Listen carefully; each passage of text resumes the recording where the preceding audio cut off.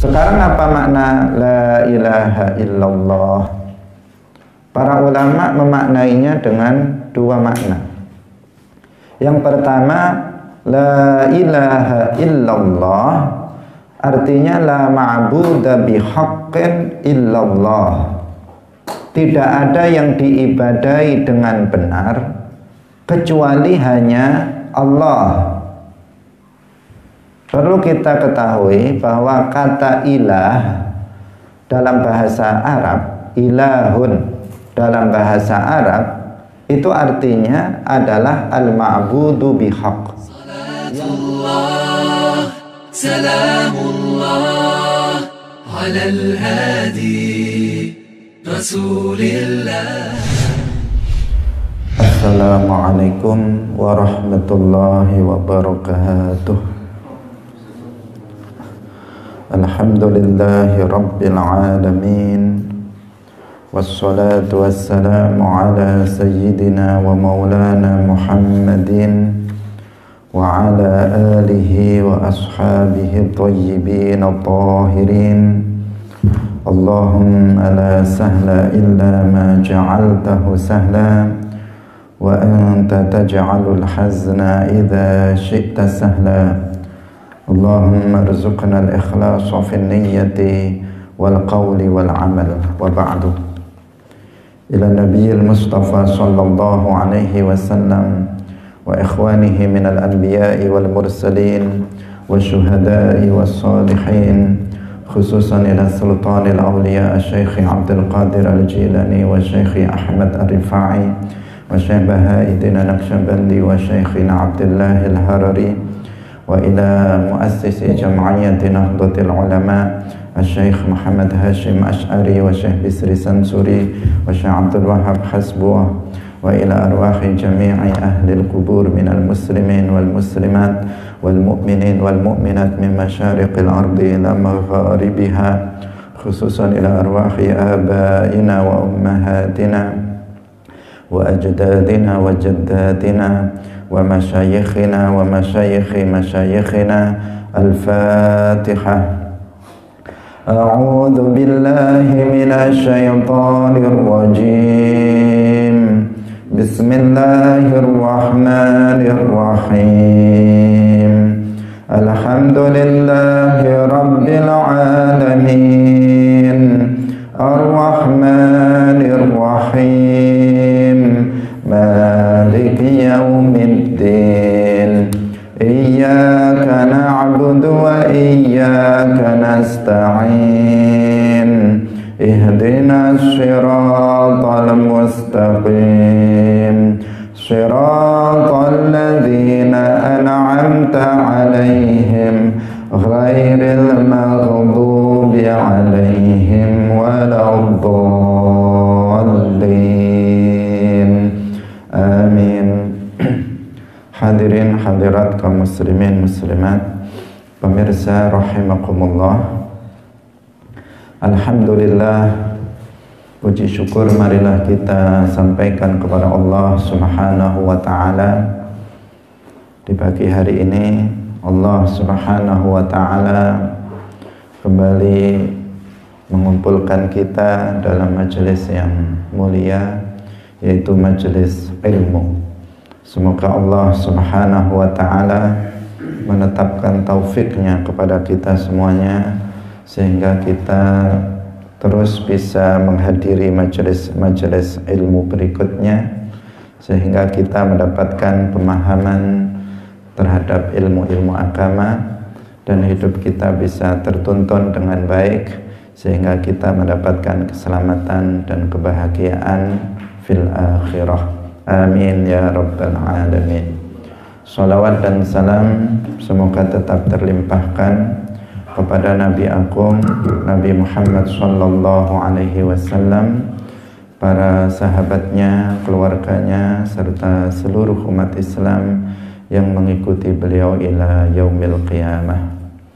Hadirin hadirat rahimakumullah, mari kita memulai pengajian tafsir ayat-ayat akidah pada pagi hari ini dengan mengikhlaskan niat kita lillahi ta'ala. Pagi hari ini kita akan membahas yaitu tentang penafsiran ayat Al-Kursi, Ayatul Kursi. Ayatul Kursi merupakan ayat yang paling agung di dalam Al-Quran.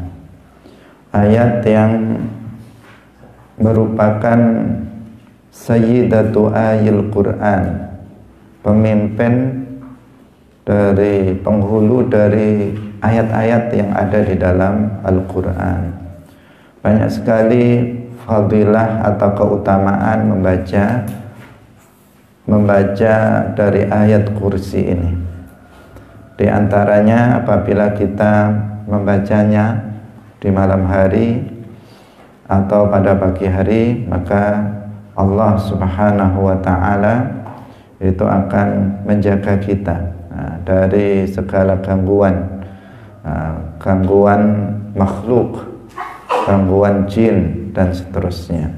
Karena itu ayat ini sangat penting untuk bisa kita pahami maknanya atau penafsiran dari ayat ini.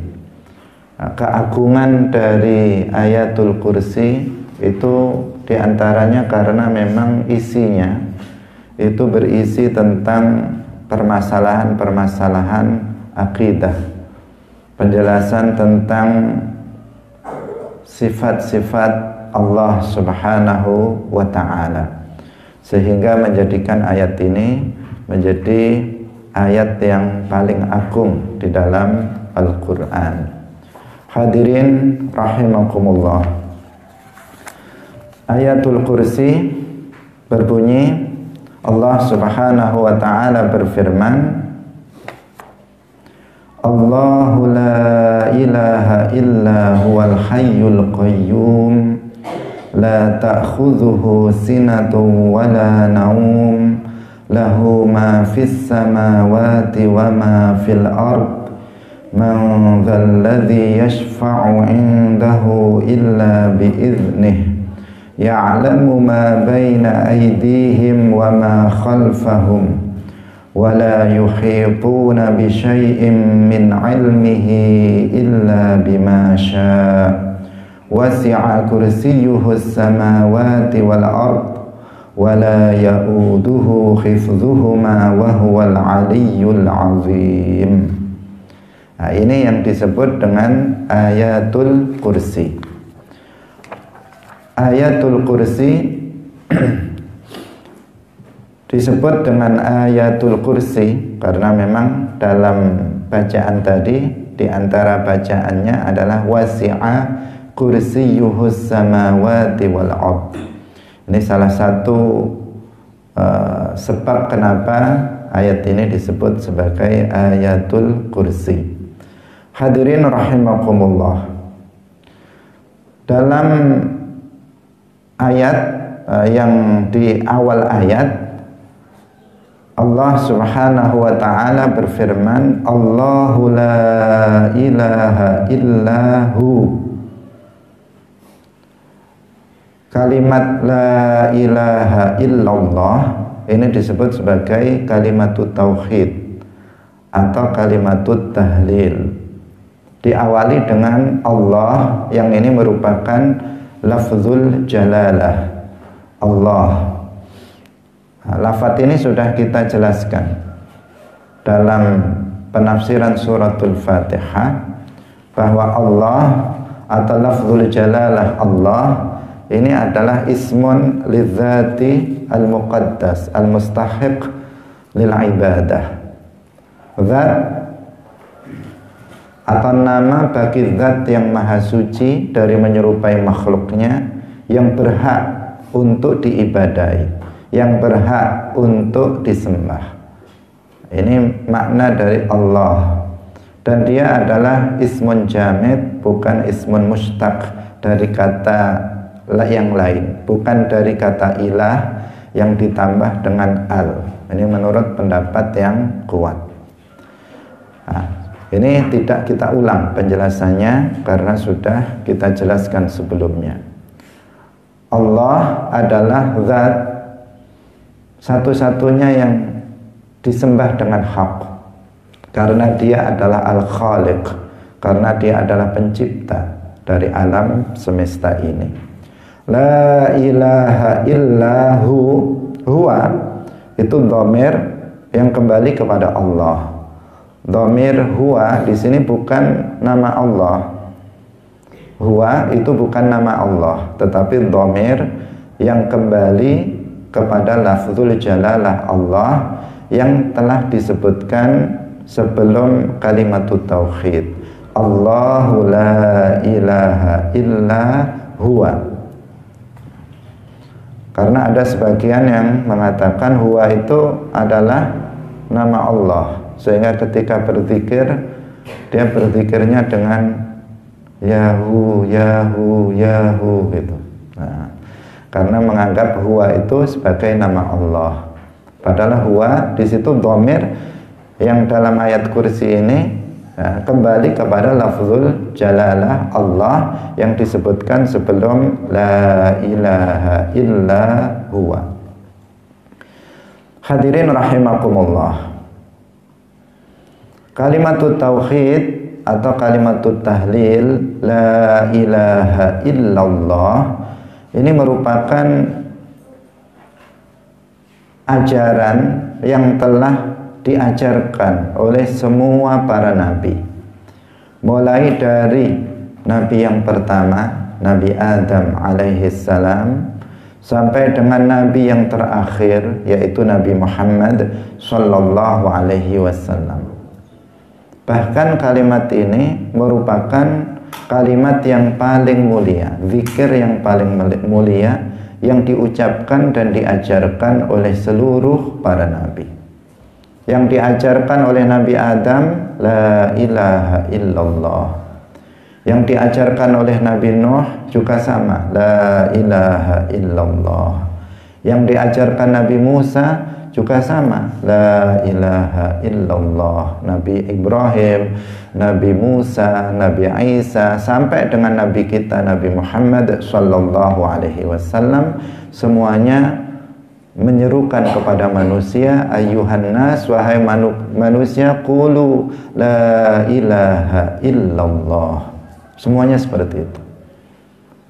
Sehingga dalam salah satu hadis Rasulullah sallallahu alaihi wasallam bersabda, afdhalud du'ai du'a'u yaumi arafah wa afdalu ma qultu ana wan nabiyyuna min qabli la ilaha illallah. Nah, doa yang paling utama itu doa pada hari Arafah. Dalam riwayat yang lain disebutkan afdhalud du'a alhamdulillah. Dalam riwayat yang diriwayatkan oleh Imam Malik, afdhalud du'a du'a yaumi Arafah. Wa afdalu ma qultu ana wan nabiyyuna min qabli la ilaha illallah. Dan ucapan yang paling mulia yang aku ucapkan dan diucapkan juga oleh semua para nabi adalah la ilaha illallah.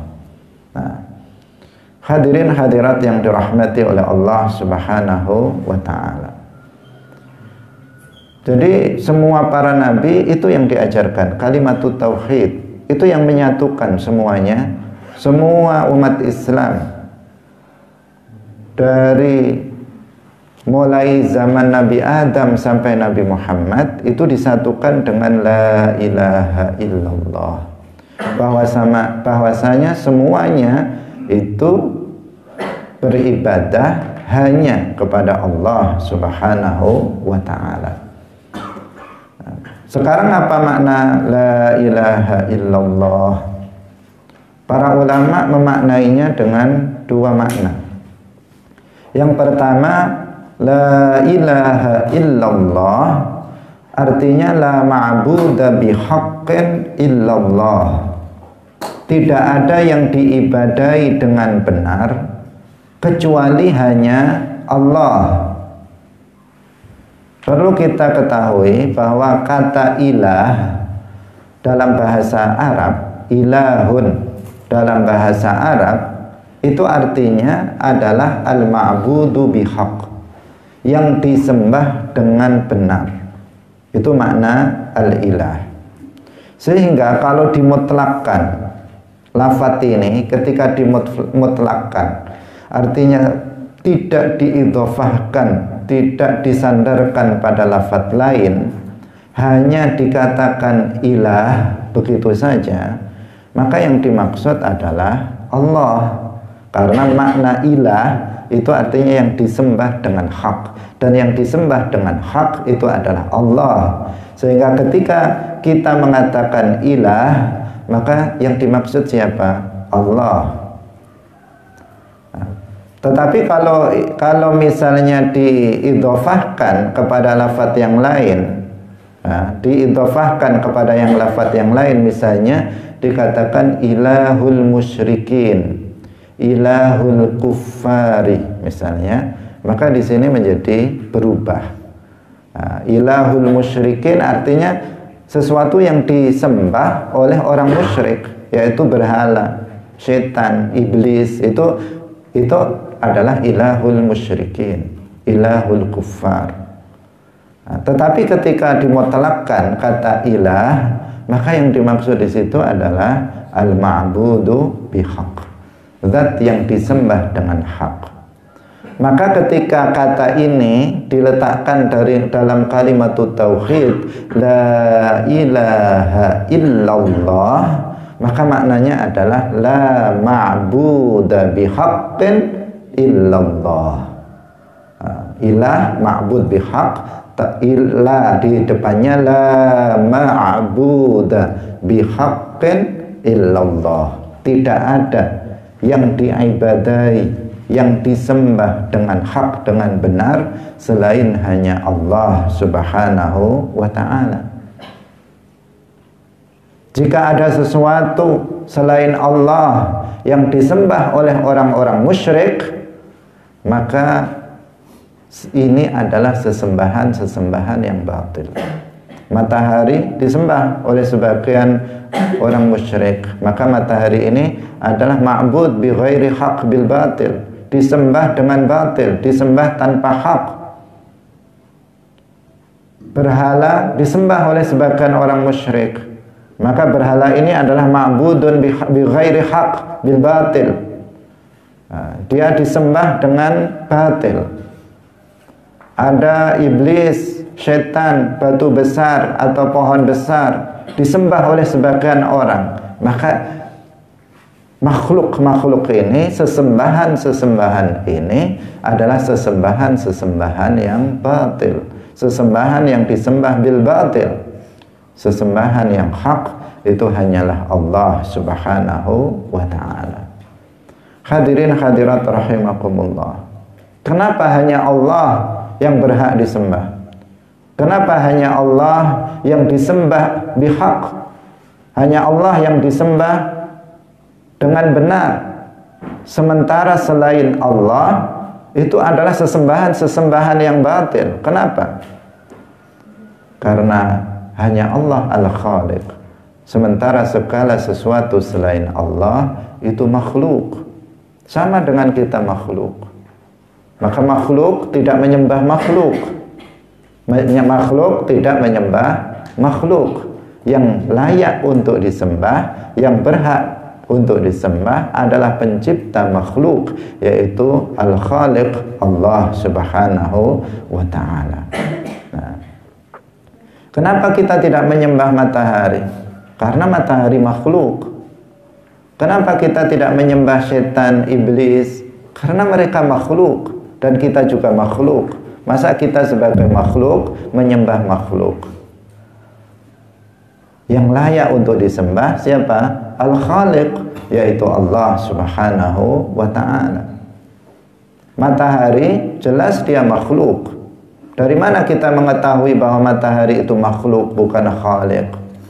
Karena matahari memiliki sifat-sifat sama dengan kita yang juga makhluk. Matahari memiliki bentuk, matahari memiliki ukuran, matahari dia berubah-ubah. Itu menandakan bahwa matahari itu makhluk. Sementara kita mengetahui bahwa tanda terbesar makhluk adalah at-taghayyur. At-taghayyuru akbaru alamatil hudus. Berubah adalah tanda terbesar dari makhluk. Matahari berubah ketika pagi dia terbit dari timur, kemudian dia berjalan dan kemudian tenggelam di barat, di ufuk barat. Berubah-ubah matahari itu. Ketika pagi warnanya merah, kemudian ketika siang warnanya putih, ketika sore memerah kembali. Itu namanya apa? Berubah-ubah. Sesuatu yang berubah pasti ada yang menjadikannya berubah. Ada yang merubahnya dari satu sifat ke sifat berikutnya, dari satu tempat ke tempat yang lain, pasti ada yang merubahnya. Dan sesuatu yang ada yang merubahnya namanya makhluk, bukan khaliq.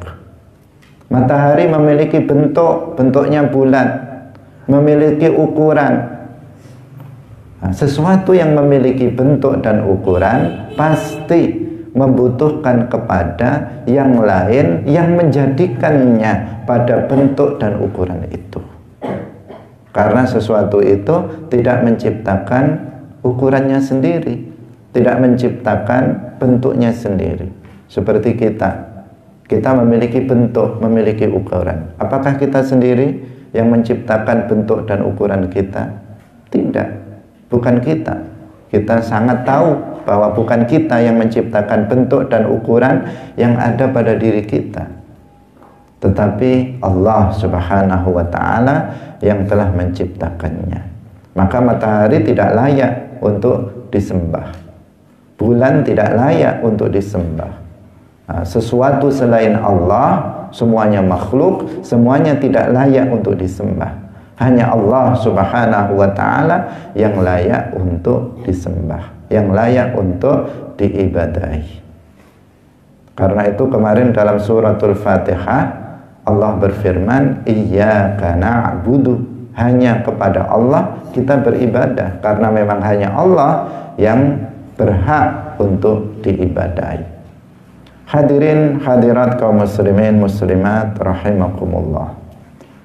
Kemudian dalam penafsiran yang lain, seperti yang disampaikan oleh Imam Ahli Sunnah wal Jamaah, Al-Imam Abul Hasan Al-Ash'ari, beliau mengatakan bahwa la ilaha illallah itu maknanya adalah la khaliqa illallah. La khaliqa illallah. La ilaha illallah maknanya tidak ada pencipta selain hanya Allah. Artinya tidak ada yang mengadakan sesuatu dari tiada menjadi ada selain hanya Allah. Karena menciptakan itu maknanya apa? Al-ibraz minal adami ilal wujud. Mengadakan sesuatu dari tiada menjadi ada, itu namanya menciptakan. Maka ketika dikatakan la khaliqa illallah, artinya tidak ada zat yang mengadakan sesuatu dari tiada menjadi ada selain hanya Allah. Adapun segala sesuatu selain Allah, semuanya itu adalah makhluk, ciptaan Allah Subhanahu wa ta'ala. Allah yang mengadakannya dari tiada menjadi ada. Hadirin rahimakumullah. Kemudian tentang makna ibadah itu sudah kita jelaskan dalam penjelasan tafsir suratul Fatihah. Kita tidak ulang kembali, karena dalam hal kita mengatakan la ilaha illallah, orang Wahabi juga mengatakan la ilaha illallah, itu sama. Kita juga sama dalam memaknainya, bahwasanya kita mengatakan la ilaha illallah artinya la ma'buda bihaqqin illallah. Orang Wahabi juga mengatakan itu, la ma'buda bihaqqin illallah. Tidak ada yang disembah dengan hak kecuali hanya Allah. Tidak ada yang diibadahi dengan hak kecuali hanya Allah. Dalam hal ini sama. Tetapi bedanya kita paham apa makna ibadah, sementara orang Wahabi tidak paham makna ibadah. Sehingga karena mereka bodoh terhadap makna ibadah, kemudian mereka menjadi mensyirikkan orang yang tawassul, tabarruk, istighatsah dengan selain Allah. Gara-gara apa? Tidak paham makna ibadah. Dan ini tidak kita ulas kembali karena kita sudah bahas dalam pertemuan sebelumnya dalam tafsir suratul Fatihah. Hadirin hadirat yang dirahmati oleh Allah Subhanahu wa ta'ala. Kemudian yang berikutnya, Allah Subhanahu wa ta'ala berfirman, Al-Hayyul Qayyum, Al-Hayyul Qayyum, Allahu la ilaha illa huwal hayyul qayyum. Al-Hayyul Qayyum adalah min asma'illah al-husna, di antara nama-nama Allah yang menunjukkan kesempurnaan bagi Allah yang disebut dengan al-asma'ul husna.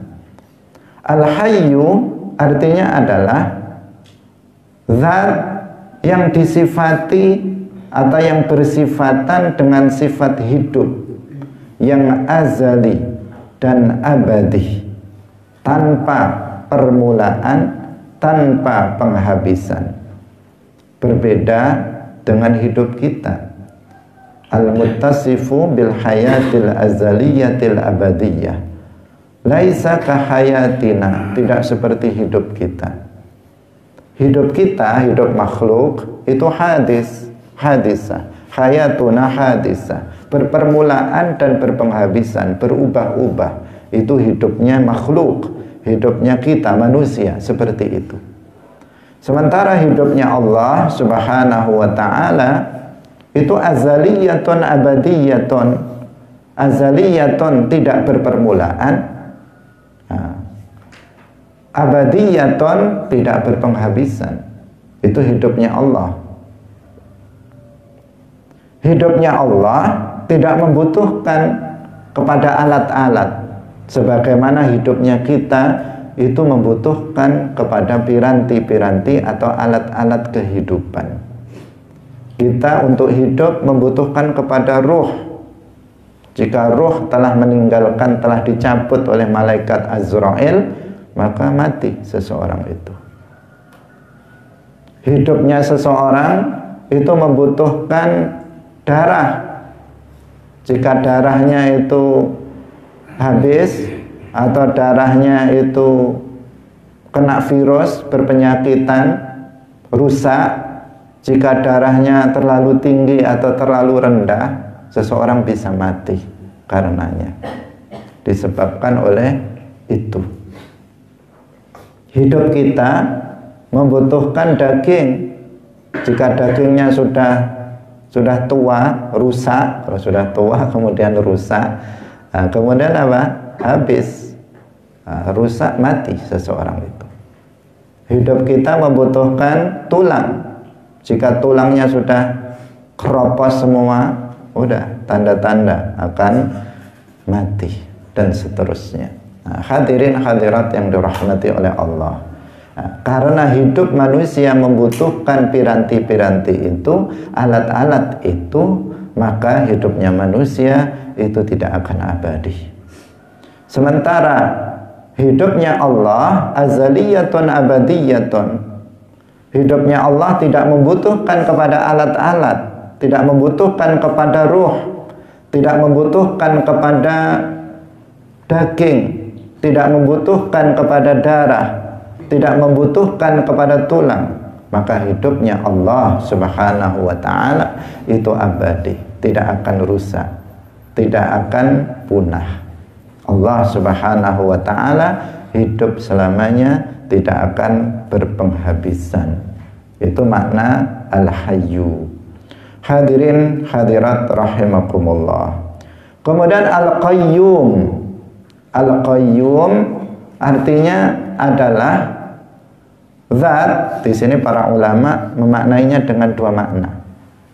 Para ulama memaknai Al-Qayyum dengan dua makna.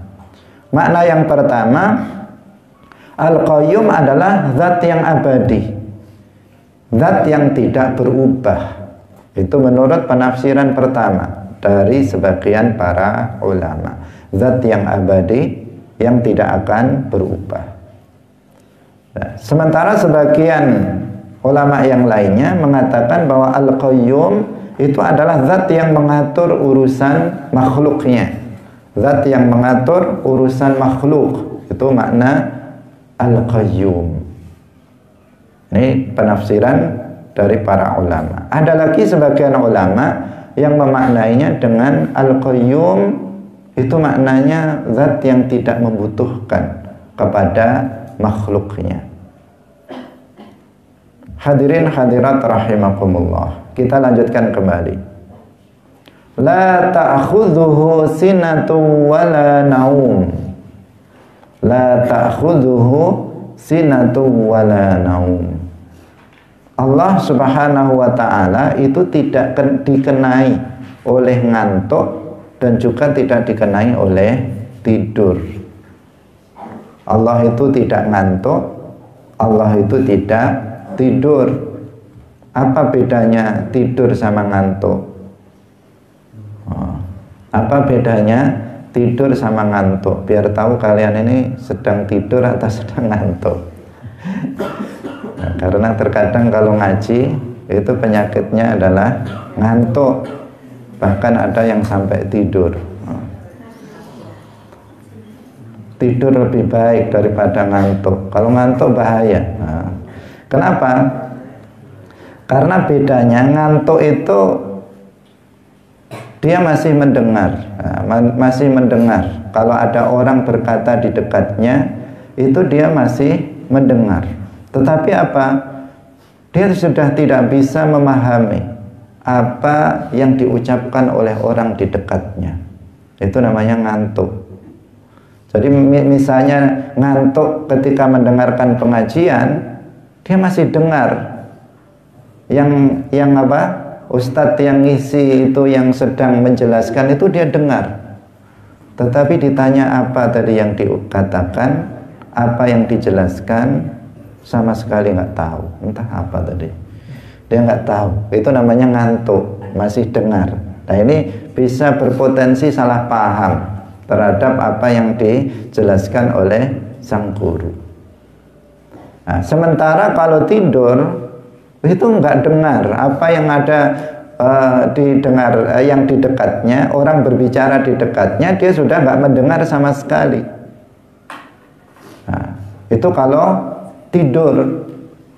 Seandainya dalam pengajian seperti ini ada yang tidur, maka dia sudah nggak dengar apa yang saya sampaikan, itu nggak dengar sama sekali.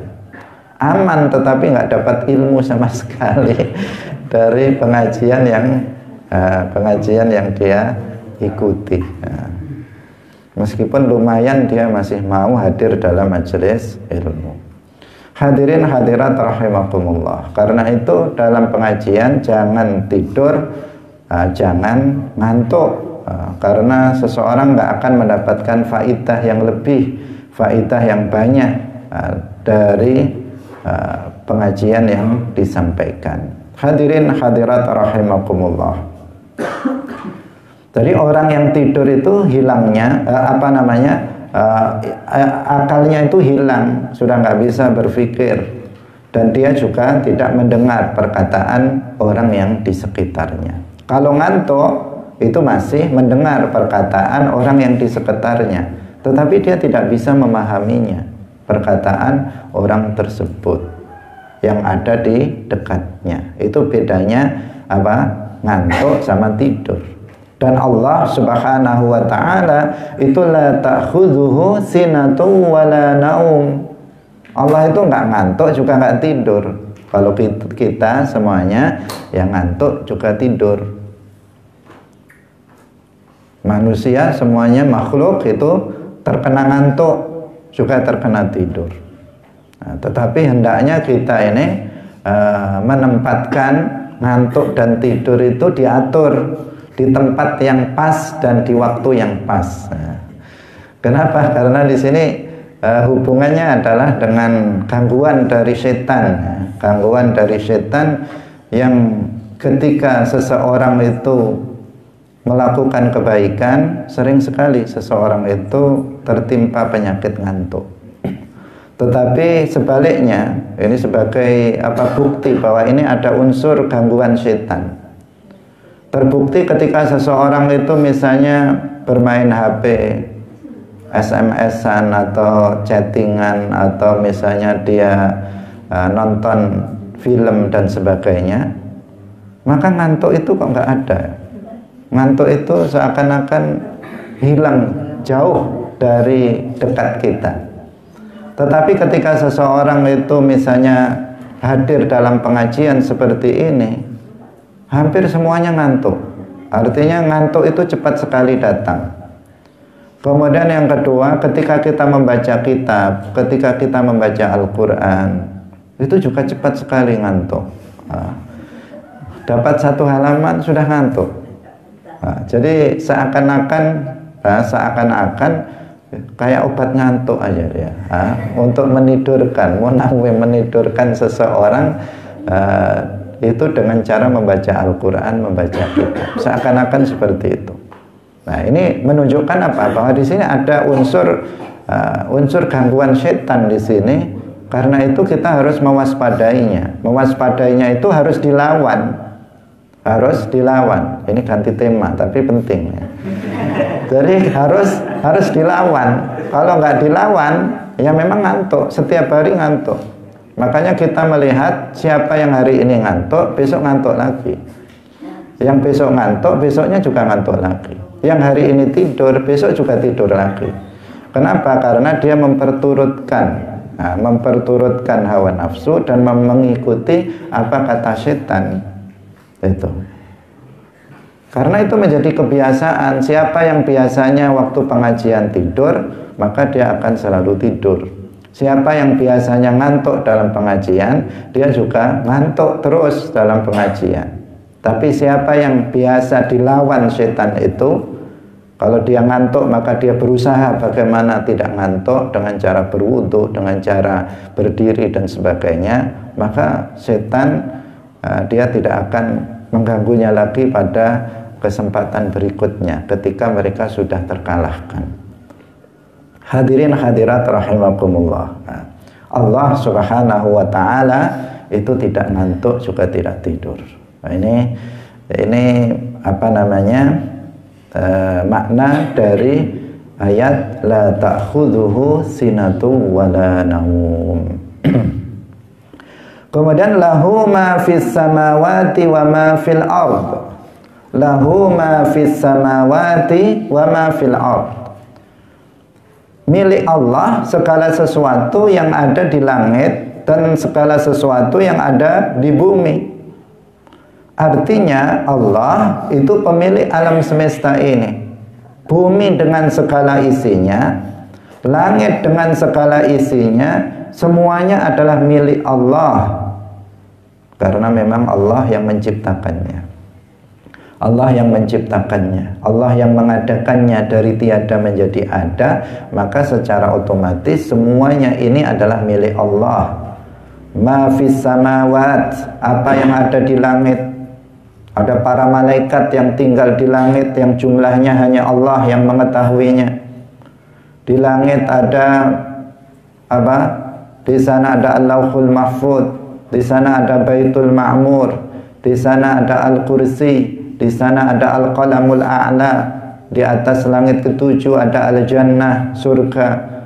Nah, semuanya itu, segala sesuatu yang ada di atas langit, semuanya adalah milik Allah. Demikian juga segala sesuatu yang ada di bumi ini, semuanya adalah milik Allah. Manusia, semuanya, jin, kemudian tumbuh-tumbuhan, binatang, semuanya, udara, matahari, bintang-bintang yang ada di antara bumi dan langit, semuanya adalah milik Allah Subhanahu wa ta'ala. Ada Sidratul Muntaha yang ada di atas langit, milik Allah. Al-Kursi milik Allah. Al-Qalamul A'la, Al-Jannah, milik Allah. Al-arsyu yang merupakan akbarul makhluqat, makhluk Allah yang terbesar, semuanya milik Allah. Lahu ma fis samawati wa ma fil ard. Hadirin hadirat rahimakumullah, Allah pemilik dari segala sesuatu yang ada di bumi. Allah pemilik dari segala sesuatu yang ada di langit. Allah pemilik segala sesuatu yang ada di antara bumi dan langit. Apa yang ada di antara bumi dan langit? Ya matahari, bulan, planet-planet, bintang-bintang, semuanya itu adalah milik Allah, karena Allah yang telah menciptakannya dari tiada menjadi ada. Allah pemilik apa yang ada di lautan, di dasar lautan, apa yang ada di dasar bumi. Allah subhanahu wa ta'ala semuanya yang memilikinya. Apa yang ada dalam perut bumi, minyak bumi, emas, perak, besi, batu bara dan sebagainya. Apa yang ada di bumi, di dalam bumi, di atas bumi, di antara bumi dan langit, di atas langit, semuanya Allah subhanahu wa ta'ala yang memilikinya. Nah, ini yang seperti yang sudah kita jelaskan sebelumnya dalam penafsiran suratul Fatihah, Maliki Yaumiddin. Hadirin hadirat yang dirahmati oleh Allah subhanahu wa ta'ala, dalam ayat yang lain, dalam surat Thaha ayat 6, Allah subhanahu wa ta'ala berfirman, lahu ma fis samawati wa ma fil ardi wa ma bainahuma wa ma tahtas thara wa ma bainahuma. Jadi kalau dalam ayat kursi tadi apa? Allah itu pemilik apa yang ada di langit dan apa yang ada di bumi.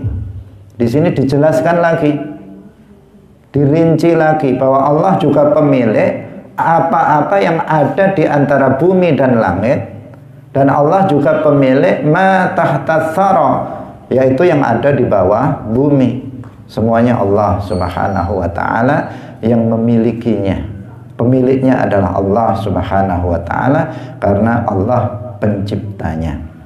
Hadirin hadirat rahimakumullah, jika kita mengatakan bahwa serban ini milik saya, HP itu adalah milik saya, rumah ini adalah milik saya, maka yang dimaksud adalah kepemilikan majazi, kepemilikan nisbi. Boleh kita mengatakan ini rumah saya, ya karena saya yang membangunnya, maka saya katakan rumah ini milik saya. Uang ini milik saya, ya karena saya mendapatkannya dengan bekerja dan seterusnya. Serban ini milik saya, boleh karena saya diberi hadiah oleh orang sehingga menjadi milik saya. Karena kepemilikan bagi manusia bisa lewat hadiah, bisa lewat hibah, bisa lewat membeli dan sebagainya. Itu boleh kita mengatakan seperti itu. Tetapi kepemilikan yang dimaksud adalah kepemilikan yang majazi atau yang nisbi. Kepemilikan yang harus tunduk kepada Allah subhanahu wa ta'ala, pemilik yang hakiki. Harus tunduk terhadap pemilik yang hakiki, yaitu Allah. Artinya ketika kita memiliki uang saya banyak misalnya, maka saya harus tunduk dalam hal tasarrufannya, pembelanjaannya kepada aturan Allah. Nggak boleh semaunya, karena kepemilikan saya terhadap uang ini adalah kepemilikan nisbi. Dalam uang ini ada hak orang fakir miskin, maka saya harus tunduk kepada Allah subhanahu wa ta'ala dalam hal mentasarrufkannya, karena pemilik yang hakiki adalah Allah subhanahu wa ta'ala. Misalnya saya memiliki harta berupa emas yang banyak misalnya, maka itu milik saya karena saya mendapatkannya dengan membelinya misalnya.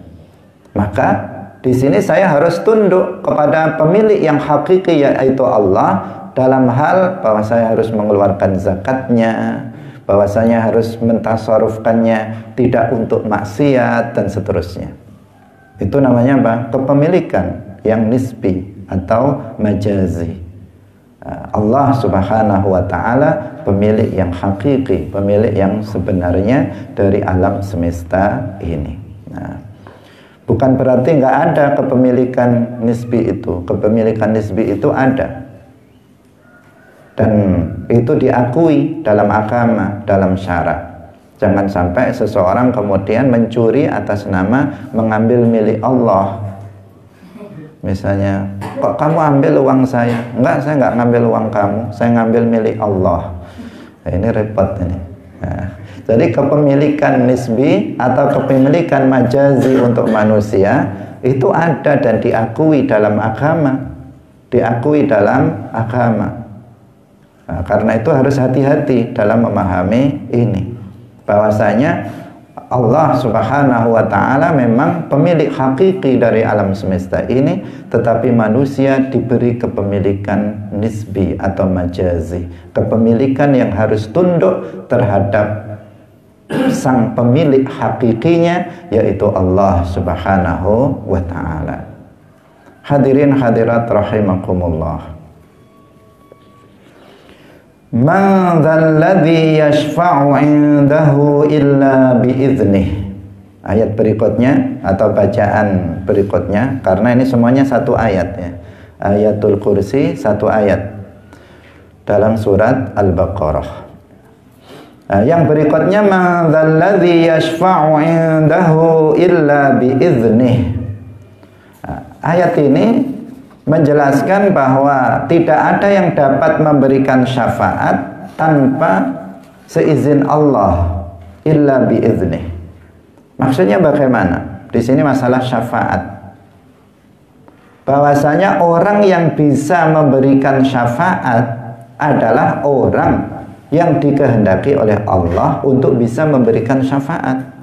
Enggak semua orang bisa memberikan syafaat, tetapi orang-orang tertentu, makhluk tertentu yang dikehendaki oleh Allah Subhanahu wa ta'ala untuk bisa memberikan syafaat.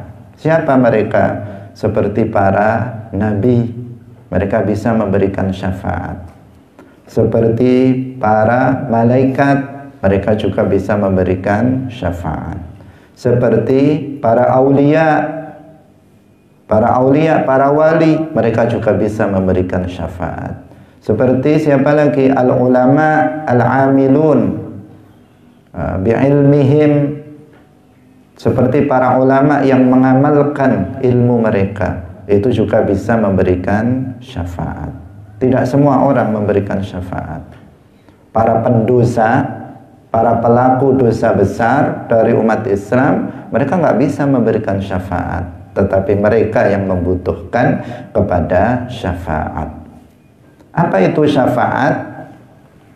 Para ulama menjelaskan bahwa syafaat secara bahasa artinya adalah talabul khairi minal ghairi lil ghairi. Talabul khairi minal ghairi lil ghairi. Talabul khair, meminta kebaikan, minal ghairi, dari orang lain, lil ghairi, untuk orang lain. Itu namanya syafaat secara bahasa. Misalnya saya meminta kebaikan dari si A untuk si B, itu namanya saya memberi syafaat secara bahasa.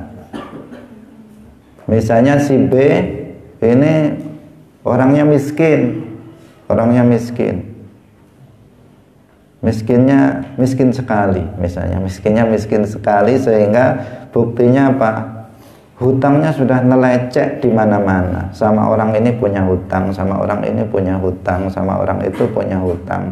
Di warung ini punya hutang, di warung itu punya hutang. Hutangnya banyak sekali, banyak lagi di semua orang.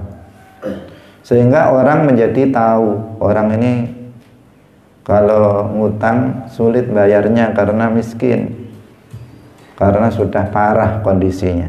Nah, sehingga sementara dia butuh untuk hutang kali ini, sudah nggak ada orang lagi yang dihutangi, udah nggak ada orang lagi yang dihutangi, dia udah nggak dipercaya, sudah kebanyakan hutangnya. Bingung dia cari hutangan, sementara dia sudah kelaparan misalnya karena nggak bisa makan. Misalnya, ini biar menunjukkan Namanya kondisinya sudah parah ya, sehingga dia harus hutang.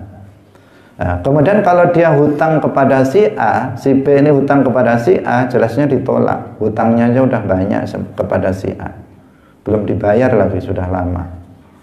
Nah, akhirnya apa? Akhirnya saya datang kepada saya, si B ini datang kepada saya. Nggak mungkin dia hutang kepada saya karena saya juga sama dengan dia, nggak punya uang juga. Dia sudah tahu. Hanya saja dia minta tolong bilang kepada si A, saya hutang, nanti misalnya. Kemudian saya mengatakan kepada si B, karena si B ini apa? Percaya kepada saya. Dia sangat percaya, sangat hormat kepada saya, menghargai saya, sehingga kemudian saya datang kepada si B. B, tolong si A itu sampean hutangi. Insya Allah dia bisa bayar. Nah, dia kemudian menghutangi dia. Artinya saya minta tolong kepada si A bukan untuk saya, tetapi untuk si B. Saya meminta kebaikan dari orang lain untuk orang lain, bukan untuk saya sendiri. Itu yang disebut syafaat secara bahasa.